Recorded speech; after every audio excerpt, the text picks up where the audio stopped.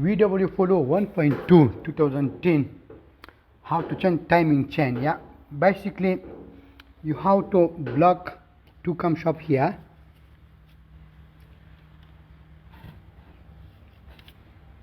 Yeah, then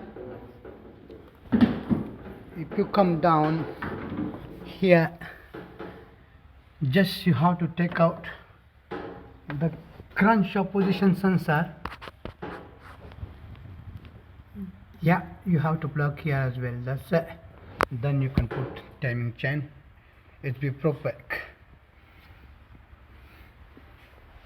This is the new chain, intentional and gear. Down the old one.